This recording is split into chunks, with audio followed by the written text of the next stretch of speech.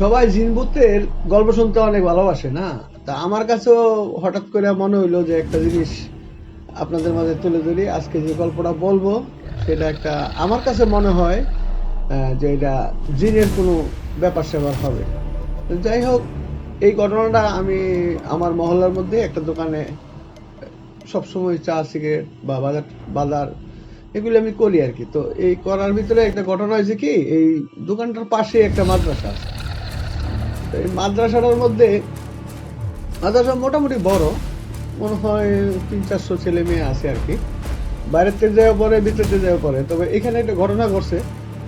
এটার ভিতরে কিছু বিলাই আছে, বিড়াল বিড়াল আছে, প্রায় ৭-৮ বিড়াল আছে।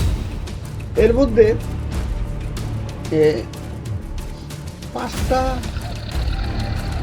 বা ৬টা বিড়াল একই জায়গায়, তাদের শরীরে একই জায়গায় একটা মনে হইতেছে যেন এমন ভাবে কোন জিনিসের থাবা মারছে যে এই জায়গাটা মানে সাথে সাথে মনে করেন চামড়া টামড়া সব উঠা একদম, কি কয় এটারে, একবারে মানে বিশ্রী অবস্থা। বিড়াল মানে প্রত্যেকটা বিড়ালে একই জায়গায় একই স্পটে কে জানি থাবা দিয়ে মাংস টাংস ছিঁড়া চামড়া টামড়া ছিঁড়া নিয়ে যেতেছে।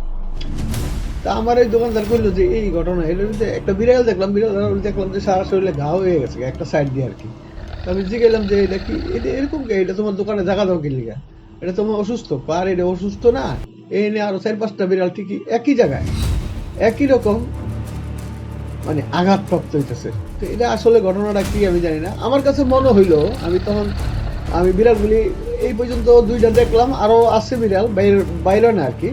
যেটি বাইরে এটার ভিতরে ম্যাক্সিমাম গুলিতেই মানে আঙ্গুলের থাপার মতো একটা থাপা দেওয়া আছে ঘাড়ের দিক থেকে একই জায়গায় একই সাইডে সবগুলি বিড়ালের আঘাতপ্রাপ্ত। তা আমি চিন্তা করে বললাম যে তাইলে মনে হয়, আমার তো ধারণা আর কি, আপনারা আমার মতামত দিবেন। আমার যেটা ধারণা যে এখানে কোনো মাদ্রাসায় কোনো জিন জাতীয় কেউ মানে কোনো না কোনো জিন জাতীয় জাতীয় কেউ এখানে পড়াশোনা করে। হয়তো এই বিড়ালগুলির আপনারা অনেকেই জানেন যে বিড়াল জিনভূতের জন্য একটা মোটামুটি একটা আতঙ্কের বিষয়। তো আমার কাছে মনে হইলো যেন বিড়ালগুলি ওই হয়তো জিন পড়ালেখা করে এই জায়গায় বা আসা যাওয়া আছে, যেটা দেখতে হবে। তো এগুলি তারা ডিস্টার্ব ফিল করে দেখে এই বিড়ালগুলি এরকম থাবা টাবা মারছে আর কি। তো আপনারা আমি বিড়ালের ভিডিও করছি, তো ভিডিওটা দেখবেন, দেখে মন্তব্য করবেন আসলে কি ঘটনাটা ওইরকম কিনা। বিড়ালটি আসলেই কিন্তু মানে আঘাতপ্রাপ্ত, ভালো আঘাতপ্রাপ্ত। তবে এটা শুকাই জায়গা, সময় নেই, কিন্তু সময় নিলে কি হবো, প্রত্যেকটা বিড়ালেরই প্রায় প্রত্যেকটা বিড়ালেরই যে ৬-৭টা বা ৮টা থাকে ছোট বড় মিলে সবগুলি একই জায়গায় একই স্পটে মানে এইরকমই দাগগুলি সবার। তো আমি দিলাম, আপনারা বক্তব্যে জানাইবেন আসলে কি এটা জিনের কোনো কার্যকলাপ হবে কিনা, বা এটা আসলে কি থেকে হইতেছে। কিন্তু এটা এটা কোনো রোগ না, কারণ কিছুদিন পরে দেওয়া যায়, মাসখানেক পরে দেওয়া যায় এই জায়গাটা শুকাই যেতেছে, কোনো ওষুধ টষুধ কিছুই লাগে না।